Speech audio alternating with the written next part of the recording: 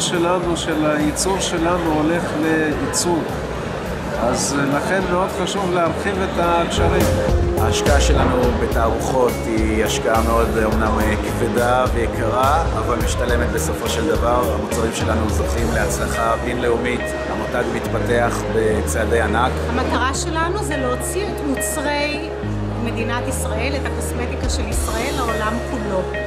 את מוצרי ים המלח, את הצמחים הטבעיים שיש לנו בארץ, וכל הדברים הטובים שיש בארץ ופחות יש במדינות אחרות. אני באתי פה לפגוש כמה חברות שיש לנו שיתוף פעולה איתן, חברות שאנחנו גם מייצאים להן, וחברות שאנחנו עושים שיתוף טכנולוגי איתן. אני אומר שלא כמו יצואנים רגילים, מייצגים בישראל, אנחנו אוהבים את השוק האירופאי, פחות או יותר דרישת הקוסמטיקה של השוק האירופאי דומה מאוד בישראל. NPM, החברה שבבעלותנו היום פרוסה להערכתי כל העולם, כמעט. אנחנו אולי לא נמצאים באנטארקטיקה, אבל מעבר לזה אנחנו בכל העולם. עבדנו קשה שנים כדי להגיע למעמד הזה.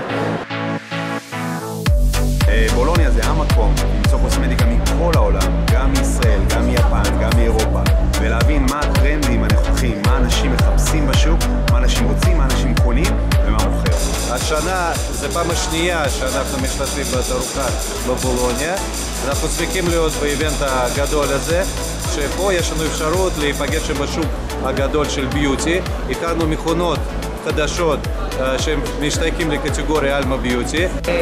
יש לנו פה 8 חברות ישראליות בתחום הקוסמטיקה והטואלטיקה, מכשור רפואי ושיער.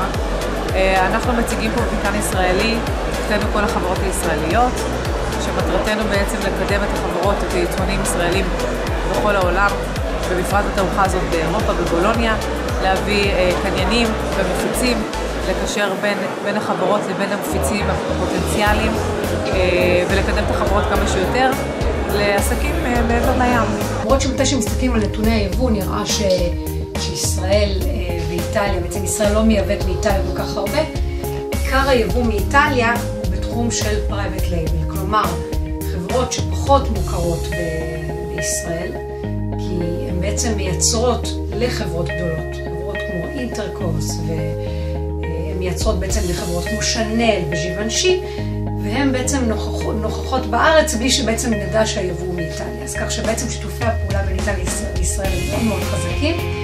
יש גם שיתופי פעולה בין ישראל לאיטליה.